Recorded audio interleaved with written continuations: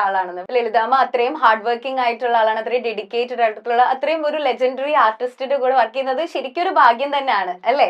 പിന്നെ എങ്ങനെയാണ് ലളിതാമ്മയിൽ നിന്നും പഠിച്ച ഏറ്റവും വലിയൊരു ലെസൺ, അല്ലെങ്കിൽ ലളിതാമ്മയെ പറ്റി എന്താ പറയാനുള്ളത് സിദ്ധാർത്ഥ? സത്യം പറഞ്ഞു കഴിഞ്ഞാൽ ലളിതാമ്മയുടെ കൂടെ വർക്ക് ചെയ്യാൻ പറ്റിയത് ഭയങ്കര ഭാഗ്യമായിട്ട് ചിന്തിക്കുന്നു.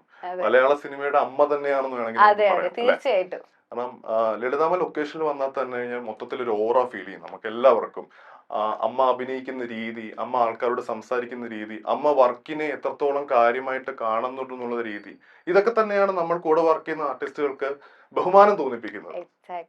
അതെ, ചിലർക്ക് ഒരു ഓറ ഉണ്ടല്ലോ, അത് എനിക്ക് തോന്നുന്നു ലളിതാമ്മയ്ക്ക് അത് ശരിക്കും ഉണ്ട്. നമുക്ക് ഇപ്പൊ സിദ്ധാർത്ഥ് പറഞ്ഞ കറക്റ്റ്, ലളിതാമ്മ സംസാരിക്കുമ്പോഴൊക്കെ നമുക്ക് നമ്മുടെ വീട്ടിലിരിക്കുന്ന നമ്മുടെ അമ്മ തന്നെ സംസാരിക്കുന്ന ഒരു ഫീലിലോട്ട് എത്തും. അതെ, അങ്ങനെ തന്നെയാണ് മല്ലികാമ്മ ആക്ച്വലി നമ്മുടെ മൈൽ സ്റ്റോണിന്റെ ഒരു ഫാമിലി മെമ്പറും. എനിക്കറിയാം മല്ലികാമ്മയ്ക്ക് നിങ്ങളുടെ തോന്നുന്നു ഒരു ഇന്റർവ്യൂവിൽ ഞാനൊരു ബൈറ്റ് കൊടുത്തിരുന്നു സൂസുവിന്റെ സമയത്ത്. ഞാൻ ഇന്റർവ്യൂ ചെയ്തിട്ടുണ്ട്, ഞാൻ ആ ഫോട്ടോയ്ക്ക് ലൈക്കും ചെയ്തിട്ടുണ്ട്. എനിക്ക് ഓക്കെ, അടിപൊളി. ആക്ച്വലി മല്ലികാമ്മ എന്ന് വെച്ചാൽ മല്ലികാമ്മ ഈ പറഞ്ഞ പോലെ ഒരു ഓറയുള്ള ഒരാളാണ്. മല്ലികാമ്മയുടെ അടുത്ത് സംസാരിച്ചാൽ നമുക്കിങ്ങനെ, നമ്മൾ ഭയങ്കര ടെൻഷൻ, ഭയങ്കര ഒരു പേടി ഉണ്ടാവും, ഇത്രയും വലിയൊരു ആർട്ടിസ്റ്റ് ആണ്, അപ്പൊ നമ്മൾ എങ്ങനെ സംസാരിക്കും. പക്ഷെ ഇവരുടെ അടുത്ത് ചെല്ലുമ്പോഴാണ് മനസ്സിലാവുന്നത് അങ്ങനെ ഒന്നും ഇല്ല, അവര് നമ്മളെ തന്നെ അങ്ങ് കൂളാക്കും. മല്ലികാമ്മ ഭയങ്കര ചില്ലായിട്ടുള്ള ഒരാളാണ്. അപ്പൊ സെറ്റിലൊക്കെ ശരിക്കും എങ്ങനെയായിരുന്നു? സൂസുവിന്റെ സെറ്റിലൊക്കെ ശരിക്കും മല്ലികാമ്മ എങ്ങനെയായിരുന്നു? സത്യം പറഞ്ഞാൽ എനിക്ക് 3 അമ്മമാരാണ് ഉള്ളത്. ഒന്ന് എന്റെ ഓൺ അമ്മ അനില പ്രഭു എന്ന് പറയുന്നത് എന്റെ അമ്മ, മഞ്ജു ചേച്ചി, മല്ലിക സുകുമാരൻ.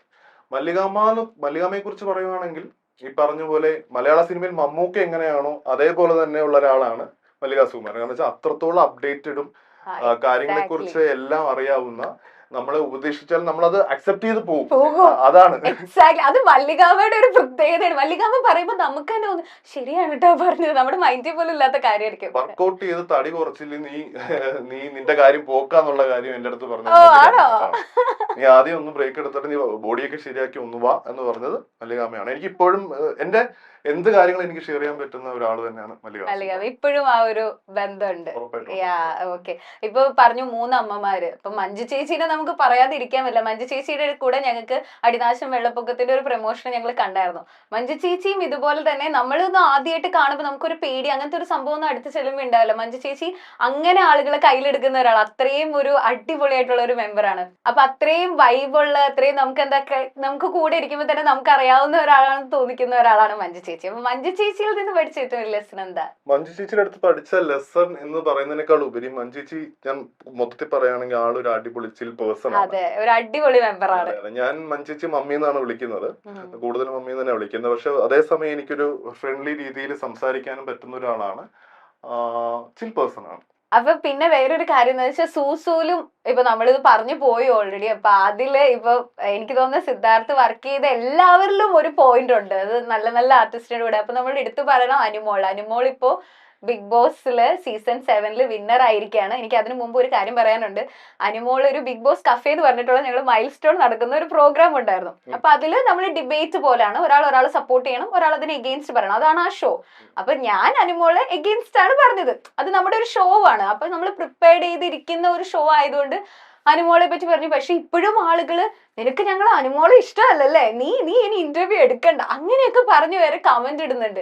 ആക്ച്വലി ഒരു ബിഗ് ബോസ് എന്ന് പറയുന്ന ഒരു പ്രോഗ്രാം ആണ്, അത് കഴിഞ്ഞു. അതേപോലെ തന്നെ ഒരു ഷോ ആയിരുന്നു ബിഗ് ബോസ് കഫേ, അതും കഴിഞ്ഞു. ഇപ്പോഴും ആളുകൾ പറയുന്നുണ്ട്.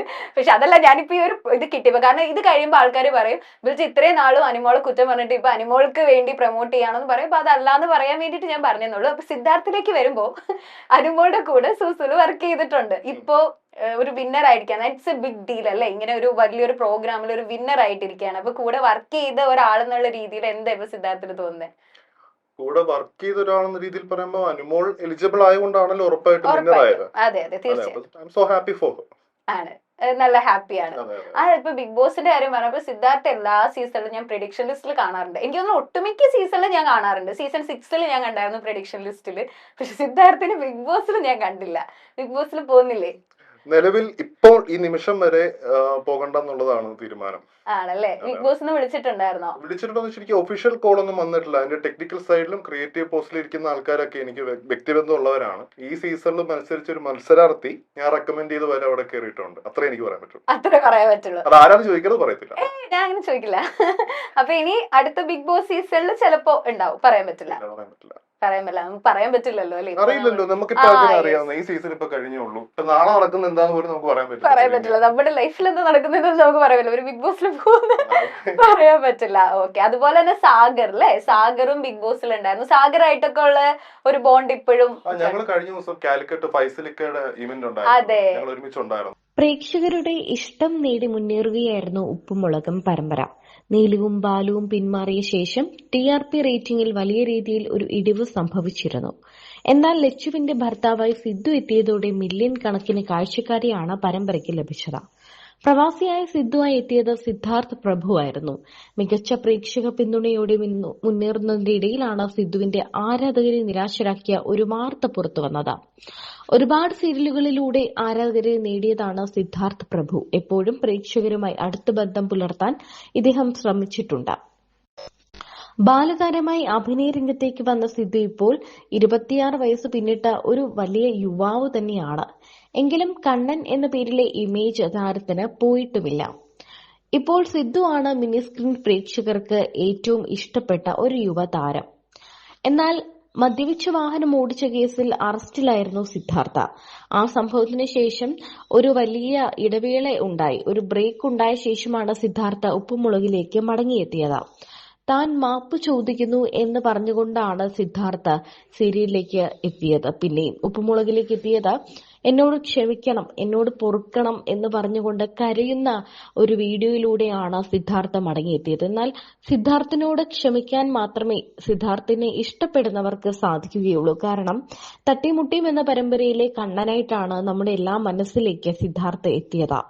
ആ കുഞ്ഞു പയ്യൻ അല്ലെങ്കിൽ ആ ഒരു ചെറുക്കൻ എന്ന് പറയുന്ന ഒരു ഇമേജിൽ നിന്ന് ഇപ്പോൾ ഒരു പയ്യനായിട്ട് വളർന്നെങ്കിലും നമ്മുടെ എല്ലാം വീട്ടിലെ ഒരു ആളെപ്പോലെ അല്ലെങ്കിൽ നമ്മുടെ വീട്ടിലെ നമ്മുടെ അനിയനെ പോലെയോ സഹോദരനെ പോലെയോ മകനെ പോലെയൊക്കെ തന്നെയാണ് എല്ലാവരും സിദ്ധാർത്ഥിനെ ഇപ്പോഴും കാണുന്നത്.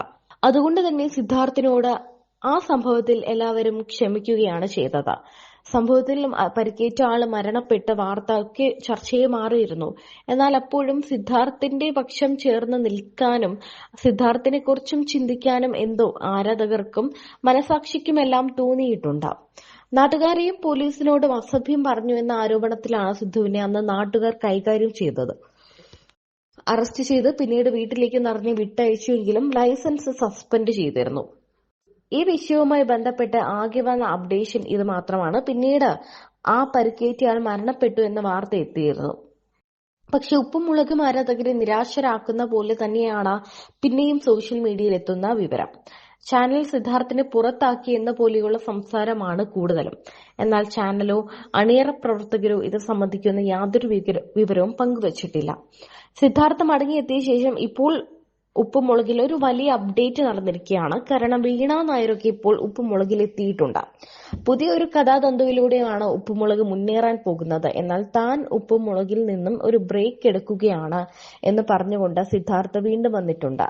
തന്റെ പേരിലുള്ള ഒരു പോസ്റ്റർ പങ്കുവച്ചുകൊണ്ടാണ് ഔദ്യോഗികമായി താൻ ഉപ്പുമുളകിൽ നിന്നും ഇപ്പോൾ താൽക്കാലികമായി പിന്മാറുന്നുവെന്നും ഇനി ഒരു ബ്രേക്ക് ആണെന്നും സിദ്ധാർത്ഥ പറയുന്നത്. എന്താണ് സംഭവിച്ചതെന്നും ആ സീരിയലിൽ നിന്നും സിദ്ധാർത്ഥിനെ മാറ്റിയതാണോ അല്ലെങ്കിൽ എന്തെങ്കിലും പ്രശ്നം കാരണം സിദ്ധാർത്ഥിനെ മാറേണ്ടി വന്നതാണോ, അന്നത്തെ ആ കേസാണോ പ്രശ്നം എന്നെല്ലാം എല്ലാവരും ചോദിക്കുന്നുണ്ട്.